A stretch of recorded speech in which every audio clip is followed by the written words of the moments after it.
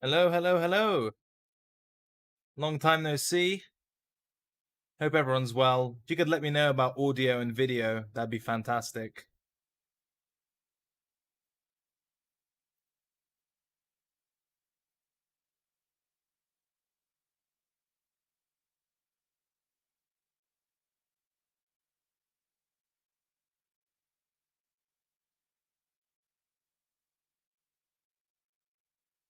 Great. So the two funny things, before I tell you the funny story, it's really hot in the UK, but we don't have air conditioning because reasons. So I've actually got three like fans blasting my ass right now as I'm speaking. However, due to the miracle of technology, there's this thing called RTX voice, which is like an NVIDIA bit of software.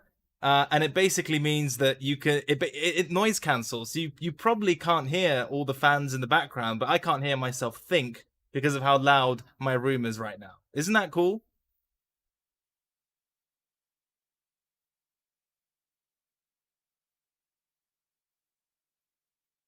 Yeah, my fans are blowing up, but because of the miracle of RTX voice, you can't hear them either.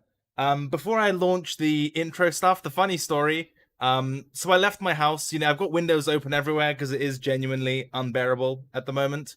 And I went for a walk into the supermarket, etc. And I'd left the kitchen window all the way open, right, of the house. And then I come back and I see that the window is like three-quarters of the way closed, which freaked me out because I'm home alone, right? And it's a type of window that the wind can't obviously push it up, sort of thing. So my understanding was that someone, while I was away, had come in and, whatever, walked around a bit, maybe took a dump in the toilet, and then closed the window politely on their way out because it wasn't how I left it. So at this point, I, you know, hairy back cred grabbing a fucking kitchen knife, hope I didn't get arrested for this, and walking around my own house, checking every closet, under the bed. I think my neighbors saw me just like shirtless in my shorts, walking around with this knife, like stabbing the closet to make sure no one's hiding there. So I do 2 laps of the house before the live stream. It's completely fine. And then I go back and I'm like, shit, man, this window situation's kind of freaking me out. So I try to replicate it, and obviously I can't replicate it because I got my windows confused. I'd left the other window fully open and that was how it was, and the window that I thought was closed and left it differently was just the same. So it was complete fucking waste of time, but a bit of a funny pre-stream ritual, just walking around with a sharp knife, stabbing nobody around my own house. Right. With with that out the way, I suppose the first thing I should say is thank you to Donald for covering last week while I was away. I still did the newsletter. We still worked on that, so that was fantastic. But the live streams, I hope you didn't get too bored with the duck, although I managed to tune in for a couple of the live streams and they were fun. So thank you to him, and thanks for you guys for sticking around and being supportive, etc. Martin, yeah, holiday was great. It was just a week with the family. When I take breaks, I like to leave everything and not work at all and kind of take a chill week and then come back to it, rather than try this weird thing where you take your laptop and you try to work but not work at the same time and it ends up being a bit of a mess. I like to avoid that. So yeah, no, it was great. Okay, with that out of the way, first of all, thank you to Bybit for sponsoring Technical Roundup.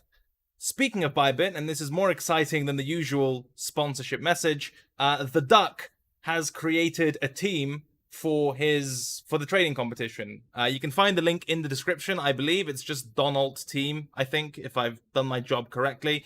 The funny thing is, or perhaps the more notable thing is, he's going to make a kind of Telegram chat for the team members, not like a signals deal, but just to discuss trades, have some fun, shoot the shit. So that's a nice little incentive to join Donald's troop and see if bears can make money. So link to that in the description. Go join the team, join the chat. It's a bit of fun and hang out, and obviously you keep any money you make and lose anything you lose, as far as I'm aware. So go check that out. Second point, newsletter comes out tomorrow evening, and that's free. And we've also got a sponsor for that again. Surprise, surprise, Bybit. So that's really cool. I haven't been able to mention it on stream, but obviously the financial future, if you will, of the newsletter was uncertain because we ditched the paid model, but we're doing it for free without a sponsor. Now it's fine. You know, we've got that sorted. So go sign up. It looks like it's going to be free forever. And that comes out tomorrow evening. So big up, big shout outs. Right. With that said, let's get into the market side of things. Leave a like on the video. If you don't want to do it now, I'm sure I'll earn it later. But a quick recap, because it's been a week since our last little session, or even longer, actually. So let's recap from the high time frame, just kind of loosely with our light shot tools. The monthly close, of course, was bullish. We closed above this highest close level. As you can see, more recently, this level has been acting as support. That's fantastic. And then the next highest close level or reasonable level of resistance is at 14k, whether that's this swing point or this highest close, however you want to delineate it. I think those are the two monthly levels that matter. In terms of support, I still think the old range is really pivotal, and you can see that just via the candle closes. In case of a really deep pullback, you can see that the range high lands at around 7,600. We know that this is a weekly level, and just like that mid 7k area was really important on the way down and on the way up. So if we're talking monthly swings, you know, this much to resistance, this much to support. If this current level rolls over, nothing too unreasonable. But just to kind of give a clear view in terms of monthly levels, again, speaking kind of casually, I do have all the levels, so they'll be there for your reference, but just to kind of look at it blankly, we're above resistance, which is currently acting as support. Resistance above that is at 14k, and I think with some levels in between, if we get failure at the mid 10k level, it's likely that we trade back towards this consolidation whose upper boundary is 7,600. Okay, so this is kind of the monthly view and the monthly structure. Hope that makes sense. On the weekly time frame, nothing too dissimilar, as you can imagine. These higher time frames spill over to the lower time frames. I'm not even going to talk about market structure, even if you use wicks, bodies, high that led to a low or high that didn't lead to a low, whatever fiction regarding market structure takes your fancy. It's clearly bullish, given this basically have had a higher high, no matter how you want to define it, and no matter what significant swings you want to use. Price is still at resistance. For me, it's this highest close, which comes out at like 1140 or 11500. I should say in an area of resistance, given the recent price action has been suggesting that it's turned to support. But just in case you disagree as to where this level comes from, take your pick, because we're dealing with this high time frame area, you know, these lows, these highs, etc., etc. The interesting development since then is the close at this structure. Price closed above 11,500 or wherever this magical level lands on the weekly time frame. So technically, it's expected to act as resistance. Sorry, as support now. In terms of how much weight I give to this weekly close, probably a significant amount. You'll see why, or how we can still contextualize that on some of the lower time frames. But this isn't the type of candle that says, wow, a big fight took place at this level and, you know, one side got completely smoked. It's kind of neutral, but, you know, work with what we're given with, or work with what we're given. I think that's English. This level is currently support. Okay, in terms of objectives from here on the weekly time frame, or at least interesting levels above and below market, I think there are two. One is, well, basically this pre-breakdown range, this consolidation. Again, not the whole box matters, usually just the lower boundary and the upper boundary. Okay, in this instance, you can see the lower boundary lands at 13.7, 13.8 is our monthly level, so there's like a whole lot going on there. And the upper boundary, I mean, so close to all-time high at that point. We can talk about it if and when we get there. In terms of below market, the two levels that really kind of matter is the point where market structure was broken. I'm being very liberal with this level, but you should be able to see the fact that I'm just talking about the mid 10k area, 10.5, 10.7, wherever the breakout took place. And again, when I add my levels to the chart, we can discuss it further. And if the pullback isn't bid there, then we kind of have to take it on a level by level basis. I know that would be it would seem quite bearish, and that's not an unreasonable interpretation. If we kind of, you know, essentially break out and break market structure, do all this magical stuff, and then fail, I can see why that wouldn't be technically great. But I would still take things one level at a time, given it's still a valid higher high on the weekly time frame. So in terms of support below market, should that happen, we unfortunately will then have to deal with the pre-breakout range. You know, the 8.6 and 9.5, whatever, this cluster basically. You're all familiar with this type of technical structure: impulse, consolidation, impulse. So if the mid 10K area, that's not where we form our wick, good chance that we retest the old range. And if that falls apart, then we're in for some really shitty times, I believe, because at that point, probably one of the better levels on the chart has eaten shit. Excuse my French. And then we talk about all the way back. You remember on the monthly time frame, that magic level box consolidation thing we had, whose upper boundary was at 7,600? That's essentially what we're going to have to deal with. Okay? But where we are right now, we are above resistance. We have a high time frame objective at 13.7. And that's all she wrote, I believe. I don't think I've got anything crazy to add on the daily time frame without adding our kind of levels and discussing it from a ready standpoint. But does that make sense so far? Do you kind of get the higher time frame context?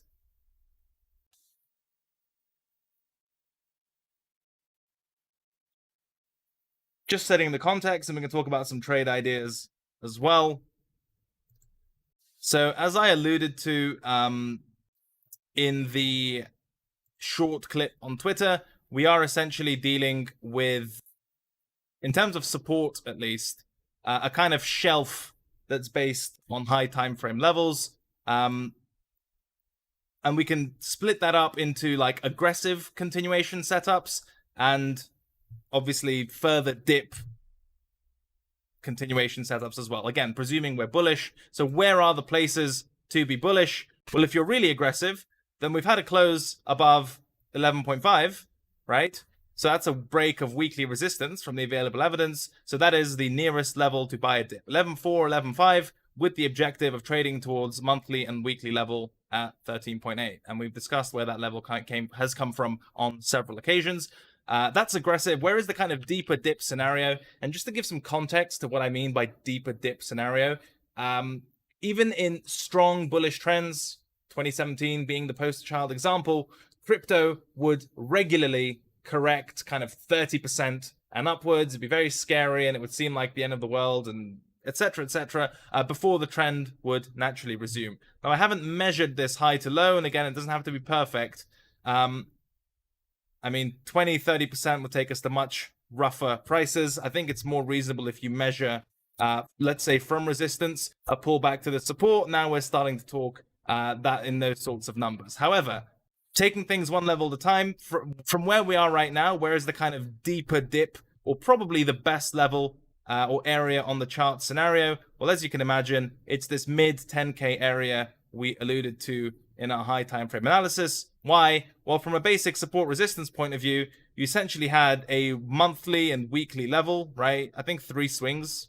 You can count this one if you want, but at the very least, 3 clear swings here, right? 1, 2, and 3. Now we've broken the level and are traveling, you know, we've technically broken FTA, which is kind of this level here. So let's say the market does pull back and 11.4 doesn't cut it. We're much more aggressive and dip deeper. We would then be retesting essentially the breakout level, which caused, I used caused in a kind of artistic way, if you will. Didn't cause shit, not how markets work, but essentially the point of the breakout, which preceded, there's something a bit more natural, which preceded the higher highs and the break in market structure, etc. So this technical structure here is the equivalent of the red box, this kind of 10.3, 10.7, 10.5 mid 10K area. Again, we're not sniping for tops and bottoms. So those are the 2 levels that really matter. Again, aggressive continuation, if we're going to move, or continue, I should say, moving quickly through levels as we have been. I think a lot of evidence suggests that 13.8, 14K is the next kind of real high time frame magnet. And then the question is, how do we get there? Route A, which is the tiny dip route, it would essentially be from the monthly open slash this weekly level that we've just closed above. So that would be dips to kind of 11.2, 11.3, 11.4, price establishing support at this level. We've already tested it with the low of the week. We'll look at that in a moment with the lower time frames, but pretty much A to B is your kind of aggressive scenario. The deeper dip scenario, and I say deeper, it's slightly different, but it still wouldn't be anything tragic. You saw that we measured the move, would be this pullback to the origin of the breakout, the kind of most obvious level, quote unquote, and then continuation into higher time frame levels. Now, this looks very simple, but I guarantee you, even if this dip does happen, and even if it ends up literally resolving in this sort of fashion, taking a long here will look really difficult. In the moment, it's always, I mean, when prices away from, this is kind of what makes trading difficult, right? When prices away from these high time frame levels, you're like, oh mate, if only it got there, I'd love to get bulls deep. Such a nice area, you know, you talk all this shit, and then the second price goes flying into your level with like millions of market sell. You're like, oh my god, it's over, the whole market's melting up, or the whole shit's collapsing. And if you haven't been there, then you either haven't traded like that, or you're just lying, okay? So even if this straightforward, squiggly, bing bong scenario plays out, on a high time frame and the candles kind of look like this, trust me, it'll look, and trading it will be much more difficult than my little light shot lines can ever hope to portray, okay? But just kind of setting the scene in terms of from which areas can we reasonably expect continuation. Now that we've discussed both scenarios, the first one is from 11.4, 11.5, which would probably have to be now / quite soon because we've had the low of the week. Test that level. The deeper dip would have to be at the breakout point, 10.4, 10.5. Again, how you want to split up this area. Many ways to skin a cat. If that level fails, as we discussed, we start having a kind of uncomfortable conversation, because at that point, opportunity to continue bullishly from 11.4.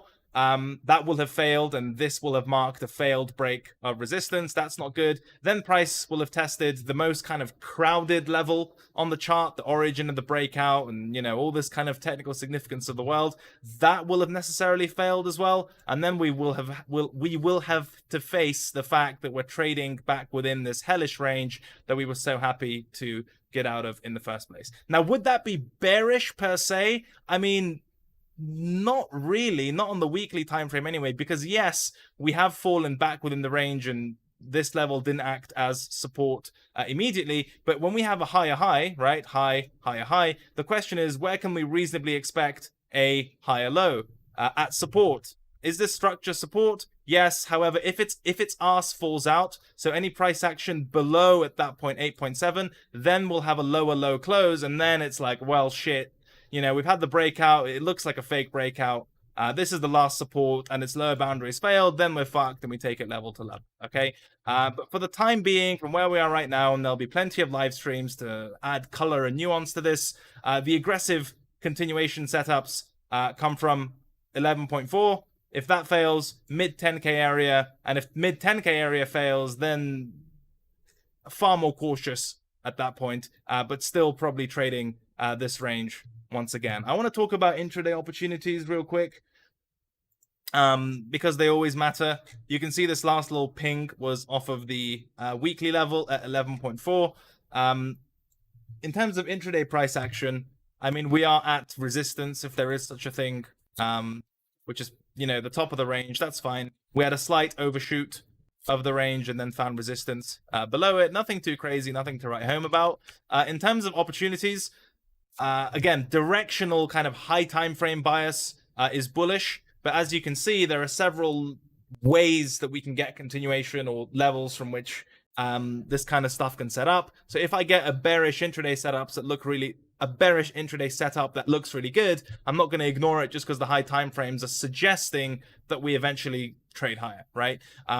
So a bullish and a bearish setup, stuff that I'm looking for the aggressive continuation long at 11.4. I don't want to blindly bid the level, right? Because I think we've had the kind of spike tests here and here. If it was going to move quickly off of that, I'd expect the market to have done so by now. So for me to get involved in this 11.3, 11.4 area, just like we've covered on stream several times, I'd want these wick buyers to get uncomfortable. What would that look like? I'd want to see a push below the level. Okay, might look kind of scary. Maybe an intraday close below it. And then I'd want the retest of that level as resistance to fail. right? So the market, looks scary and bearish here. Market rallies, some sellers step in at the level to sell it as resistance and end up eating a plate of shit, okay? So at that point, either with basic kind of continuation patterns and or a pullback to the level itself, at that point, risk being defined for me, I'd kind of look to take A to B.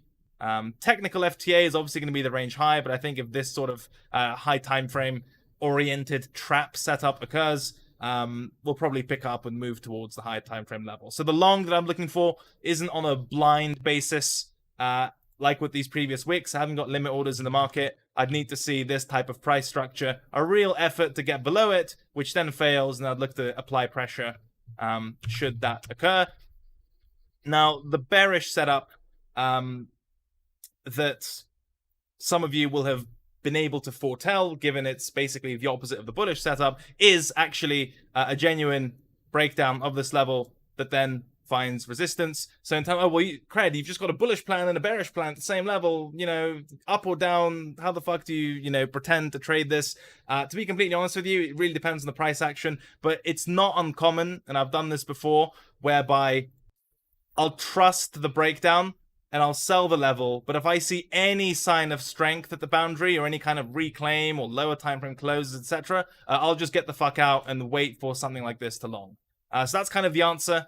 So long story short, I'm going to have to, if I want to do business near current prices for Bitcoin on either side of the market, I need to see how it reacts to dips at and ideally through 11.4. So if I get a dip here, I'll look to sell back into the level, targeting obviously the next level of high time frame support at 10.7. However, if, let's say, I step in on this rally, and that'll be with a wide stop, right? And it starts applying pressure and we get closed above and I don't see evidence of sellers stepping in, or more specifically this level acting as resistance, I'd get the hell out and look to see if the market offers me a rounded retest, okay? So with that explanation aside, bearish plan, level to level, again, the high time frames are bullish, so I've got no reason to hold past FTA. It would be a basic case of A to B. And again, that would have a wide stop to allow me to get the fuck out should this start turning bullish without taking a full 1 hour loss. And the bullish case would basically, as you mentioned, or as I mentioned, because I'm talking to myself in my room, would be the other side of that trade, where people like me would eat shit on the retest. You get this sort of reclaimy boy, nice try, shorting an uptrend, and then any sort of pullback and or continuation, I'd look to get involved. Okay? Pretty straightforward. The pivot, 11.3, 11.4. Downside to 10.7. That would be my FTA. I'd look to get the fuck out. I might even front run it a little bit with this lowest close, closer to 10.9. That wouldn't be unreasonable. The bullish plan, I need to see that idea fail, basically. Something risk defined at the low, and then look to take that towards...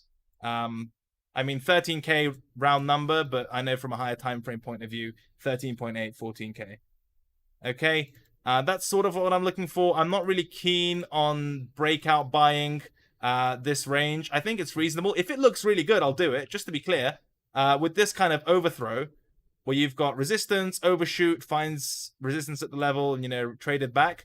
If price action is really clean, on a reclaim of the level, you very rarely get double fake outs. So if I get something like this, I'll take it. I'm just being honest with you. It's quite unlikely.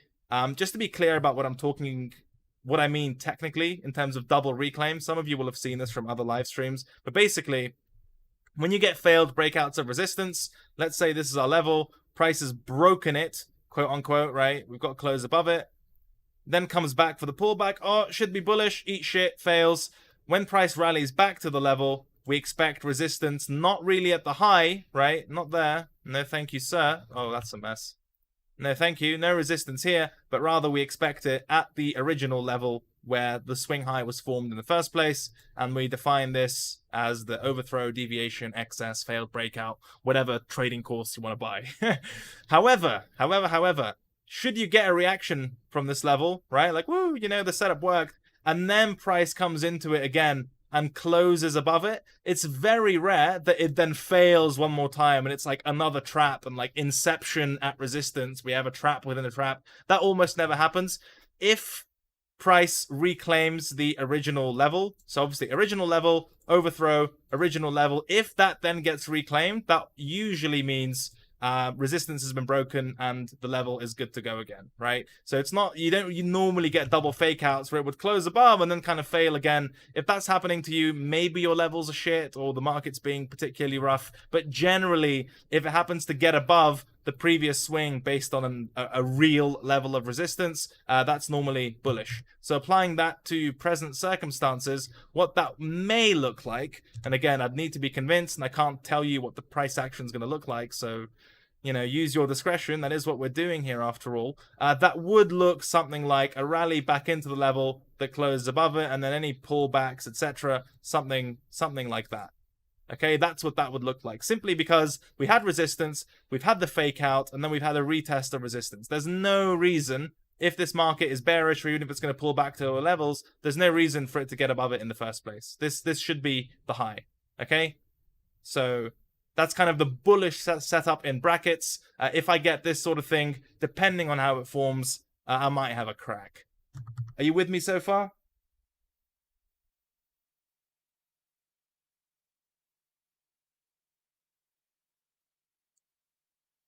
Crypto boy, I've been talking way too much. When you say why unlikely, what are you referring to? Because I don't have a reference point for that comment. If you've learned anything, leave a like on the video, or I might accidentally mute my mic until we get 100 likes. Just hold the whole thing hostage. You never know.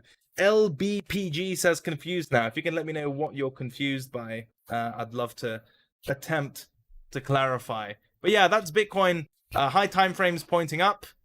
Nothing bearish yet from the high time frames, obviously. I've got a plan for some level to level trades, and that's kind of all she wrote. I would say from a very, again, intraday local position, I think buying here is buying resistance. Again, using this swing high here at 11, whatever that is, 12K. I'd much rather get involved something like this. Getting above the fail breakout level. This for me is a much better long. Than just buying the middle of nowhere, coming off of resistance with much nicer levels below market. Okay, so gun to my head, what is the nearest long, or like, that I could take that is reasonably close to current prices? It would be this setup here. Okay, but not before that. Not before that. And again, if we're dealing with this area, I'd like to see these wicks essentially cleaned up to some extent. Make an effort to break. I'd sell this either way if this close is persuasive. And then if it starts reclaiming, I'd get the hell out and then look for something like this. Okay, that's just a quick summary. How do you know the level fails? Usually candle closes, mate. Candle closes would let me know if the level's doing its job or failing.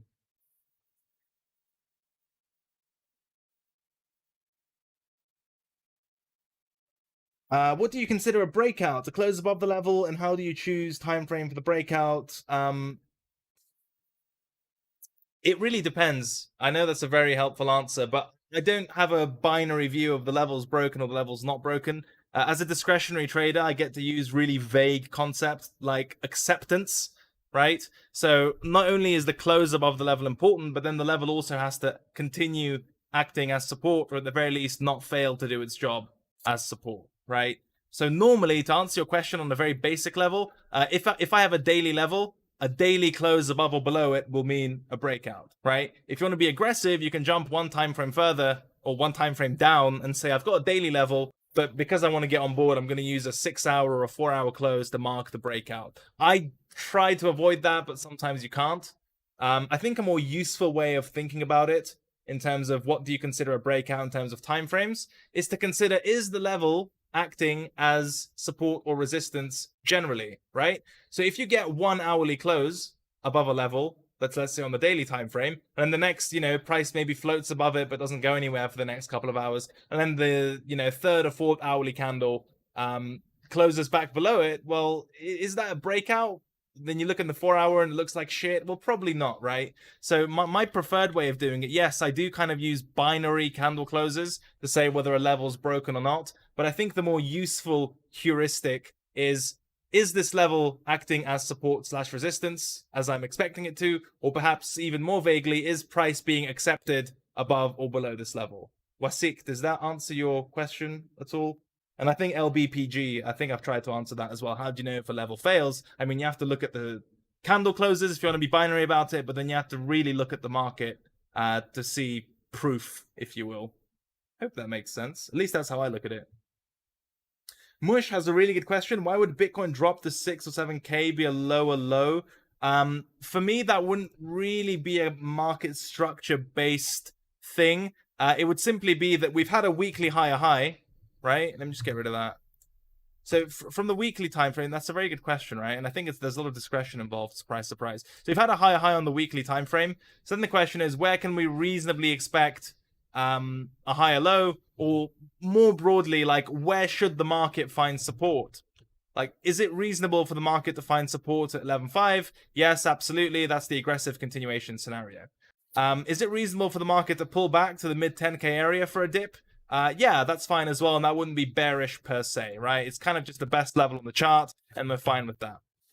However, then it starts getting murky, right? Because let's say price fails at 10 whatever, and then we're trading back within kind of 9.5, 10K, and the pre-breakout range. Now, is that technically bearish? I think you can make arguments both ways. I think you could say that it's bearish because we had this amazing retest level at the mid 10K area, which was a fantastic opportunity for a dip. But necessarily, if we're trading back within the cluster, that means the best level on the chart has failed to turn from support, from broken resistance to support. That's definitely a bearish argument. However, what makes that bearish argument difficult is that you haven't got much space to act on it until price is at another high time frame support structure that I wouldn't ignore, right? Which is this cluster. So let's say mid 10K fails, your scope for being bearish on the high time frame is basically this area here, right? That's it. And then as soon as you hit this structure, then you at the very least, I think, have to be neutral, because we're then retesting the consolidation that led to the break in market structure. Does that sort of answer your question?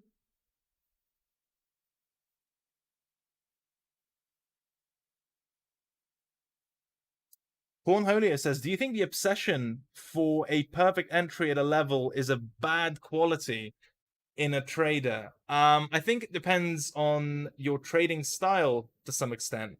If you're dealing with higher time frame trades and larger swings, etc., and the market's given you a very clear invalidation, at a certain point, you kind of just have to get involved, right? And pull the trigger. You're never going to get a perfect entry. Swing trading for the most part, and it's very common for price to retest your entry anyway, and it all gets a bit murky, and it's more about managing the high time frames. So I think for swing traders, obsession for a perfect entry, because it's simply less necessary, and because of the likelihood that your entry gets retested anyway, I do think that's a bad quality, or at the very least something that's not as important as other things. However, if you're scalping or trading shorter rotations where you really don't have that much wiggle room between your entry and validation and your target, then I do think that being more entry oriented is reasonable if you're playing for smaller moves, right? And if you've got less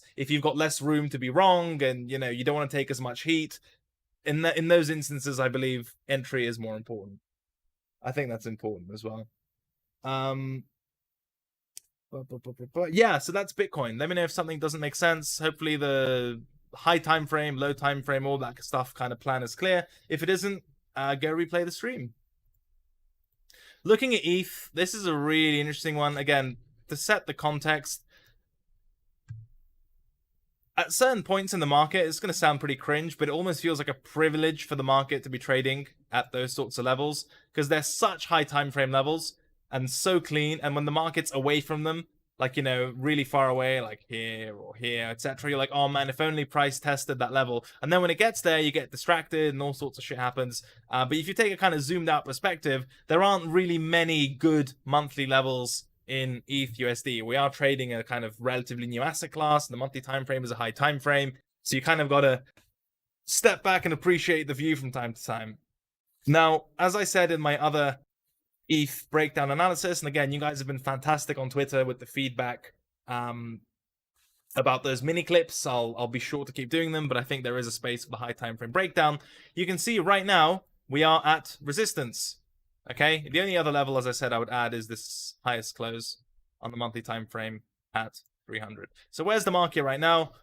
Broke resistance at 300 and teleported, as we discussed, to 400, which is this fantastic previous resistance turned support turned resistance level here. What does that mean? Again, means two things. One, ETH USD is resistance. 1A, I think this is an important qualifier. ETH has been leading the market. It led the breakout, and a lot of the narratives are around ETH. And I know there's some counter arguments with ETH BTC not being at resistance, but generally, I think I'm comfortable arguing that you can reliably get kind of crypto market signals, if there is such a thing, from ETH USD, at least equal to, if not more important than BTC USD with where we are right now. So one, ETH USD is at resistance. So 1A, I think I'm comfortable arguing that the market is also at resistance because of this. And the second point is if this level breaks like 300 breaks, or broke, I should say, I think the market could quite comfortably double. The only other real high time frame reference point I've got is this level. And you can pretty much view this as a range, right? Highest close or range high at 700, range low at 400. And we know from our basic TA type of stuff, right? If this is our consolidation and price breaks one boundary, your logical target becomes the other boundary, right? So range low reclaim, you usually gun for the range high. I'm sure I could make up some sort of midpoint level here, and it would look fantastic on like the daily or something. But we know for the most part, the real important structures are the upper boundaries and the lower boundaries. So point two, above 400, I think a lot of hot air, or at least a high time frame trending move towards 700. But from the available evidence, the jury's out in terms of this level. 300. Which is a similar monthly level of resistance, got completely steamrolled on the monthly close, and then price just flew up. If you look at the lower time frame price action, 300 didn't really stand much of a chance. For the most part, it got smoked. I can't quite say the same about 400 yet. And if it does its job, and any sort of pullbacks from there, FTA is at 300, and then we have to talk about much scarier levels if the pullback doesn't hold, right? Or at the very least, deeper correction levels, not necessarily anything fucking scary. Let's give some context to that. If you want an example of the 300 break, it's this weekly candle that did it, right? Just completely rinsed it. So the breakout from the consolidation closed above. Not only did it, break market structure, lower high, higher high, but it also broke above the monthly level at 294 or 300, and then we had the continuation since then. I'm not currently seeing the same price action at 400, which is the quarterly level. Again, 394 or whatever, doesn't really matter. The market looks a bit more fatigued at this point, but nothing bearish here yet, right? Support hasn't been broken, no nasty rejections. We're kind of just chopping around the level. I don't want to read into this price action too much. You could make arguments both ways, like, oh, well, we hit this level and now price is just going sideways and all the impulsiveness is to the bearish side, therefore this is distribution. It's like, okay, fine. And then someone else goes, well, no, that guy's wrong, because what you actually see is a reclaim of the level. Look how good the lower time frame price action is. The second it broke down, it got bought back up. All these breakdowns, they're going back to 400. That's really bullish. Like, whatever. I'm not convinced by either of those arguments. I'd rather defer to the higher time frame closes to let me know whether the market's going to take a bit of a breather at quarterly resistance. But you can kind of see the trading plans that come to fruition as a result. The bullish plan, and you can see the 3-day, the 300 level got completely smoked on the 3-day, I think. Certainly closed above it and, strength through it. Whereas we're having our first red 3-day and a bit of a cool down, a bit more sideways action at 400. Okay, so evidence emerging that this is resistance, but I wouldn't bet the house on it just yet. Okay, so what are the bullish and bearish plans? Obviously, given that we're in an area where there's a lot of space, and that's something you'll hopefully see as a recurring theme throughout my live streams. I love to trade where there's a lot of space between levels, or at areas, or in areas where there's a lot of gaps to be filled before the next high time frame magnet is reached. That makes for pretty seamless, or at the very least much more stress-free trading, but also there's much more to capture if the market's got to move a certain amount until the next high time frame level. So the bullish plan, pretty straightforward. When 400 breaks, you will know it. Okay, it hasn't yet, but for me, any kind of real shift in structure at the 400 handle would probably do it unless it gets rejected like really ugly. So if I had to do a almost jokey diagram, it would look something like this. Unlikely that the market moves in that way, but you can see that I want to basically break away from this chop. Any sort of impulsiveness to the upside would be good enough for me. I'd look to either buy dips or, and again, depending what the market does, a continuation entry towards 669 or 700. Again, there's a bit more space between A and B than there was between A and B. So I don't expect it to teleport in the same fashion to this level should we get bullish continuation, but it's kind of generally the high time frame trending move that I'd look for. You could even argue right now that this is sort of forming in that way if you really wanted to make a strong case with this level here. The highest close currently acting as support, right? You could make that case, but for me, resistance is just so close that whatever, you could read into this chart anything you want. Okay, so the bullish plan, pretty straightforward. Get rid of this chop, give me strength through the top of the range, and I'd look to do business from the 400 break into much higher levels. What's the bearish case? Well, given the high time frame trend, etc., I need to be a bit more conservative, or at the very least on guard for the bearish case. You see this 360s level that I've got as front run resistance. Where it actually comes from, as some of you will know from the Twitter clip, is this previous weekly swing low. There was also this previous weekly swing high. So pretty important level. So for me to get bearish this, I'd need that level to roll over. Okay, so something like, and again, these are rough diagrams. I can never foretell exactly how price action is going to look. We don't have access to that kind of information. But as discretionary traders, those are assessments we have to make on the fly. But basically, if we use the lowest close and the level itself as a kind of area, I don't think that's too unreasonable. I need to see rejection from 400 that fails. Okay, that breaks support more specifically. So close below 360. That would also mean a lower low close below wherever this level lands. What is the close of this candle? 370, right? So that would, below 360. Daily time frame shift in market structure, at least in the short term, and a loss of a weekly level. So something like this, failure. I'd look to sell a rally into some sort of lower high, wide stop on that most likely, and of course FTA from one high time frame level to the next. I'd look to take it to this 290 area and probably find some lower time frame structure closer to 300 to kind of front run my own target. Okay. Those are the two trading plans that make sense to me right now. There could be something on an intraday basis to take price from A to B, or even from B to A, right? Again, the example being, what's the kind of dip buy example at this level? It would basically be what we talked about with Bitcoin, right? Look where the wicks formed. Price makes an overextension through there. The sellers eat shit, and then we can talk about something like this, okay? But for some reason that I absolutely can't explain to you, for me personally, technically, I think Bitcoin is better suited for the kind of dip buy on the attempted failure at the level scenario, and ETH is more suited to the kind of 400 breakout trade.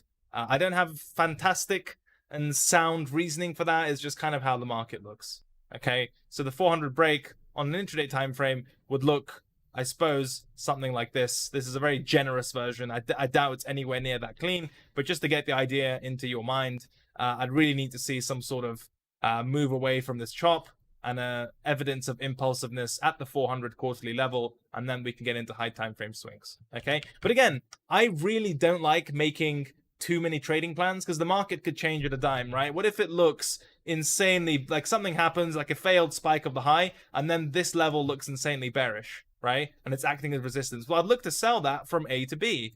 It really depends on what the market offers me. I literally can't foresee every single possible scenario that could give me a trade between all of these high time frame levels. So forgive me for that, but I think we can do a reasonable job and at least cover the big blocks. Okay.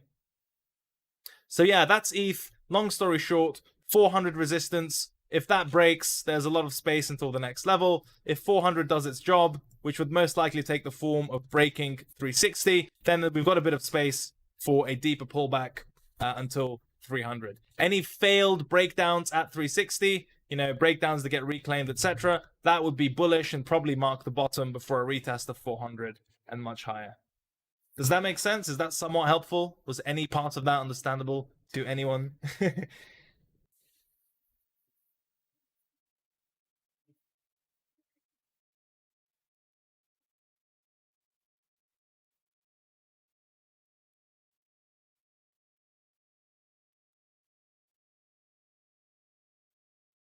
Great, great. Some thumbs up coming out. I'm going to take that as a positive note. Um, but again, just look at this chart, right? If I told you that this is a market that you don't trade, etc., and I said, where do you have this market?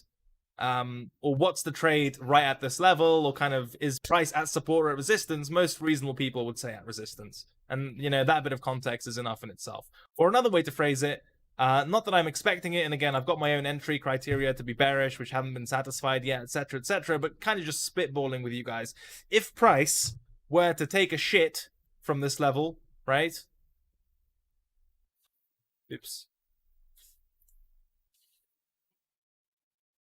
So if the market were to pull back like 20-30% from this level in the next month, in the next week, whatever, would you really be surprised looking at this chart right now? This looks like the kind of level that hindsight TA educators fucking use to teach support resistance, right? Oh, it's also above a swing high, liquidity pool trap. Oh my god, so scary. But realistically, if the market were to even give a bullish pullback from here or some sort of reaction, you wouldn't be too surprised, right? And that's some indication to be cautious at this level, but nothing too bearish yet in terms of how price has developed. Again, the bearish trigger for me would have to be a lower low close below 360, 370, and then we can talk about level to level sells. But I think higher time frame context is important. Let's look at some other markets. ETH BTC still looks fine. I have a feeling that I'm missing some context on ETH BTC. No, I don't think so. I think did anyone know from Duck's stream, Donald stuff? Does he have this as resistance or something? He has some sort of swing high as resistance, right? For ETH BTC, I'm not sure exactly where it is. Is it?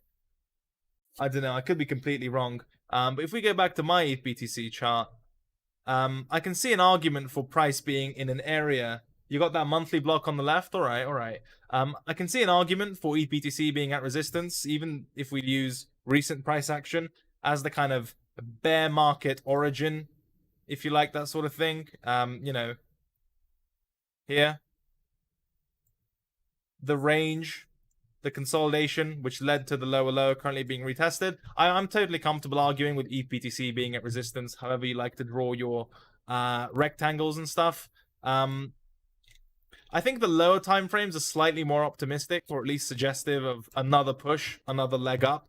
And the reason I say that is based on the weekly time frame. We had this level of resistance for a while. Closed below it, you got your bullish candle, now that's been retested. Doesn't look too bad. I think a really good level in terms of recency and on the weekly time frame is kind of this area here. So I don't think it'd be too unreasonable to see another push from ETH BTC into 36s. But the prevailing context is that we're in an area of resistance, if you want to use those sorts of terms. I don't have any strong views. This isn't some like mega level whose reclaim means the world to me. It could just drift down and shit. I don't really mind too much. I think the clear views that we had in ETH BTC were here. We wrote about it in the newsletter that's free to subscribe to. Go do it. It's linked in the description. Next one comes out tomorrow. Lots of good stuff there. Literally just open up another tab while I'm droning on and subscribe to it if you haven't already.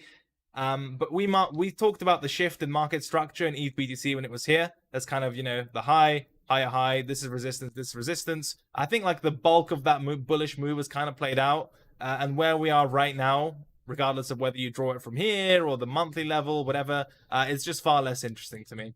Okay? I think the interesting part of this is pretty much materialized. A lot of these other markets look kind of shit and or haven't changed. It's really disappointing to see the majors just vanish. At the very least, what I'd love to see or hope to see, if these Bitcoin, alt BTC pairs are going to stay kind of irrelevant, at the very least, like a reshuffle in the market cap to reflect the fact that capital is flowing towards other coins, and see some reorganization in that part of the world. Because looking at this kind of stuff week after week after week is just pains the soul. You can see the same in EOS, Litecoin. Litecoin actually looks better than the rest because it actually broke out of its range. I think you could take another pop at the level that I've titled "Arse Fell Out Support." But yeah, you can see on the whole, they're not exactly pulling links. Ripple looks decent. At least XRP BTC looks decent. Above this level here, but it's into resistance now, and again, nothing too crazy at the moment. I'd want to see a lot of these have been getting beaten up for so long, and I'm talking like multi-week, multi-month, multi-year downtrends, that it's not unreasonable for me to say, can you at least shift market structure on the weekly time frame before I get interested? So for XRP, yeah, I can draw some lines and prices above some lines, that's great, but I mean, market structure is really the useful indicator. So at the very least, being conservative. Can I ask for something like this, and then we can trade back towards this area of prior lows? Until then, I mean, I'm not going to read too much into this. Look at the state of it. ADA, it closed below moon support, which is kind of rough. I don't follow this coin much, but this previous, it's just hugging this pivot right now. There's nothing really to say. Gun to my head, probably retest weekly resistance, just given where the market is right now. But what do I know? It's just chopping this pivot right now. It doesn't look too attractive. BNB monthly closed at resistance or below resistance. So shitty monthly close from BNB. Currently retesting that level. Who knows what's going to happen? Looks like more chop. But the higher time frames aren't bullish yet. At least I don't see the case for it. Resistance doing its job on the monthly. KMD, I think it ate a plate of shit. Yeah, this level we were talking about. Whatever.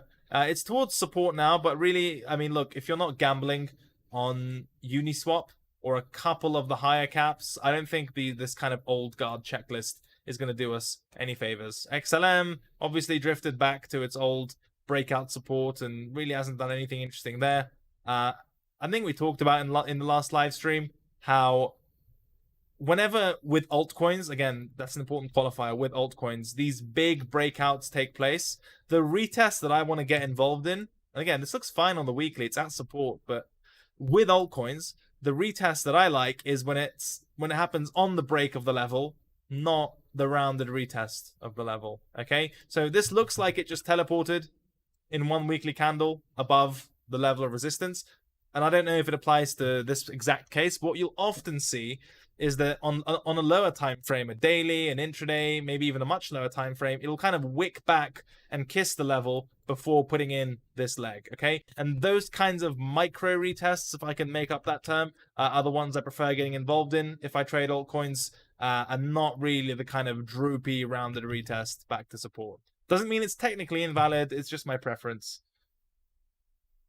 Duck says, why do all these coins look like shit? Give me something that looks good. I'm trying. Oh, here we go. XTZ. So last time we talked about this, it was on the weekly time frame, with the weekly range high here and the weekly range low here or something, with this level also being relevant. And we've now had the bounce from the range low moving towards the range high. What I find perhaps even more interesting is this trend line. I know, sentences I'll probably never say again in my life. But this trend line is unironically really good. And it takes us back to this double fake out technical structure that we talked about. It applies to diagonals, horizontals, doesn't really matter too much. You can see you had resistance, close above, close below, found resistance. Okay, now you remember my whole kind of position is that double fake outs aren't terribly frequent. So I think if we get a daily close above this trend line, there's a good chance that things accelerate, and you can pretty much play each respective swing high here, here. I know the weekly level lands in this area as well, but I really do think the trend line break in this case, especially with altcoins, is going to be significant. So that's something to look out for. If you want to be really conservative and ignore the trend lines and all that kind of stuff, you could just play the weekly range breakout. If this is really Link's younger brother, that old meme. Highest close, resistance, etc. So any close above it would send this thing much higher. To give you an example of how it looked with Link, these levels don't even look real given how much this thing is teleported. But just to take us back, similar type of thing.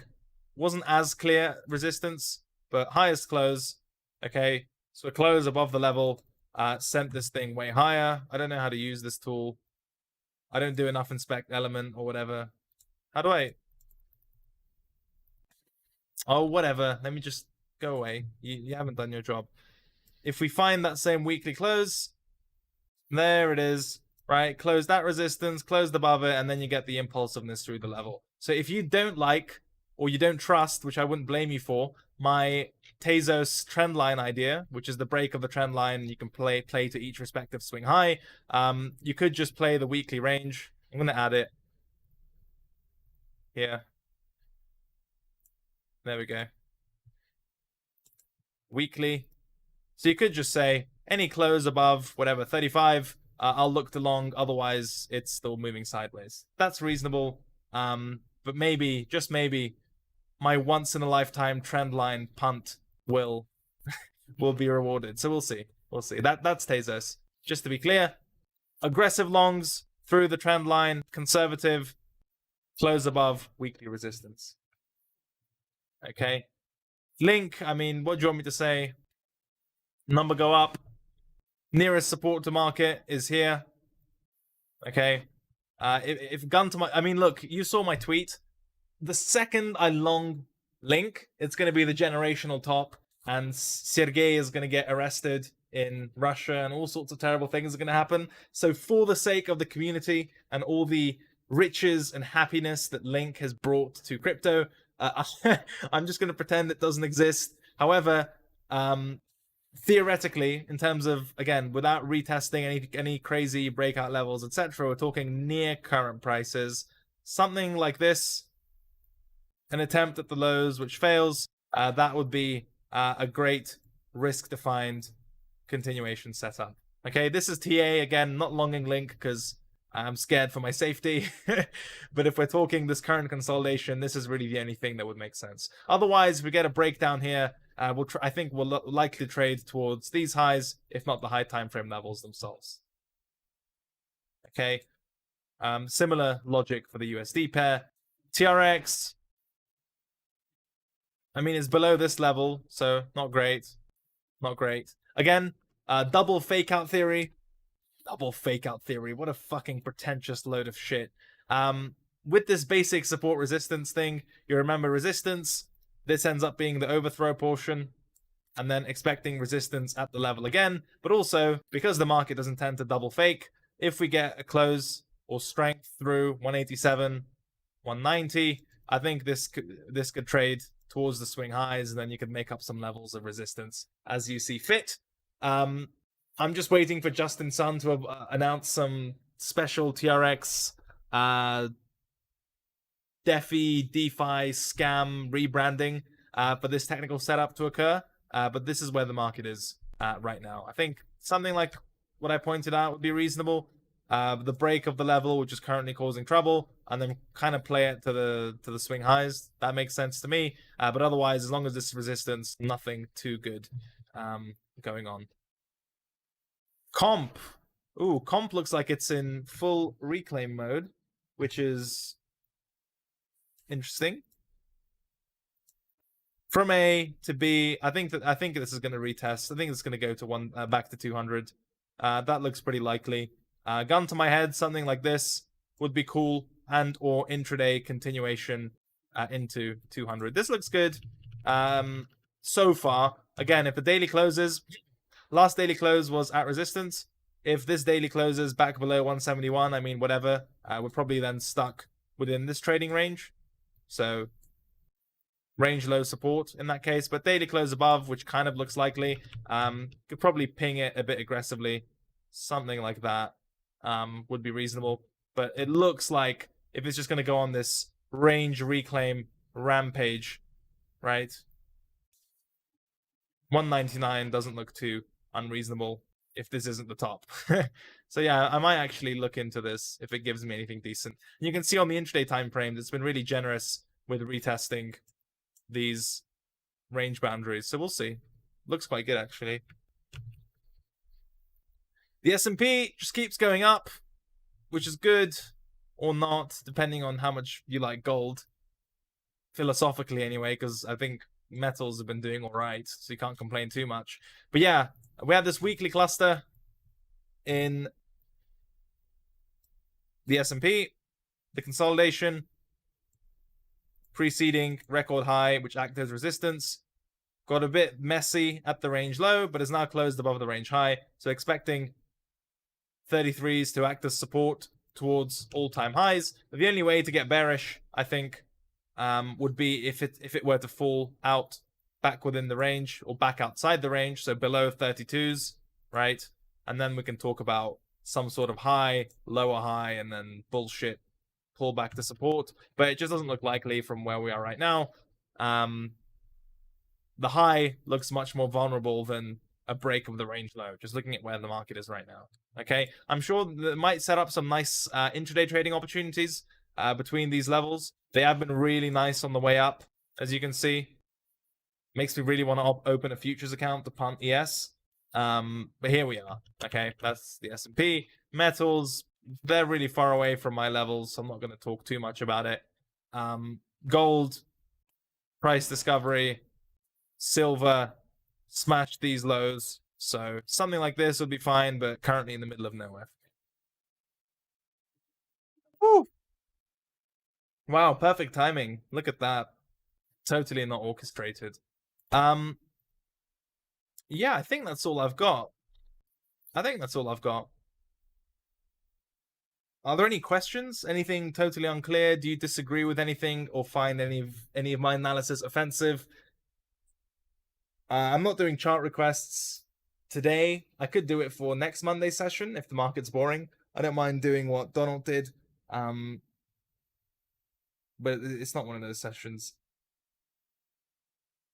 A kind reminder that there is a link to the Ducks Bybit competition team in the description, and as far as I'm aware, he's already made a Telegram chat for all the team members to discuss trade ideas and shoot the shit. It's just a bit of fun, but if you like the kind of community aspect of it, sign up, send them a DM or whatever, and we'll catch up.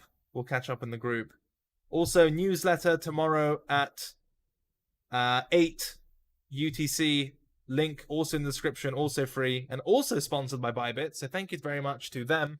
It's really great, their degree of involvement and also the degree of freedom we get to pretty much do whatever we want as long as you guys like it and it stays true to what we're doing. So make sure to go show them some love. In terms of questions, what is the maximum leverage you would recommend? I've got an article on leverage and position size and all that. I don't think it has a particularly good... I can't just spit out a number. Once you understand the article, I'm sure the question will answer itself. Mush says, have not received the Telegram invitation, was one of the first to register. I don't know how Donald is doing it exactly. Maybe ping him a DM or something with proof that you signed up or you're on the team, and I'm sure he can handle the rest. For now, that's all I've got. It's great to be back. I've missed you guys, missed doing this, and thank you again to the Duck for covering. Thank you to Bybit for sponsoring Technical Roundup, and I mean the YouTube channel, the newsletter. I think at this point, the next thing, I'm going to have to get a tramp stamp and a neck tattoo with Bybit if this trend continues. But of course, I'm very grateful for their support, and they make all of our content freely accessible, which is great for everyone else. And as the Duck says, yeah, just DM me and I'll add. So I look forward to seeing all of you, and at the very least many of you, in the Telegram group for the trading competition. We'll have some fun and shoot the shit there. newsletter tomorrow, competition, everything in the description, all that good stuff. It's great to be back. I'll see you in text format tomorrow and in video format for Casual Friday. Like the video if you haven't already. Subscribe to the channel if you're here new from Twitter, any of that kind of stuff. And I will see you later. Thanks for watching. Goodbye.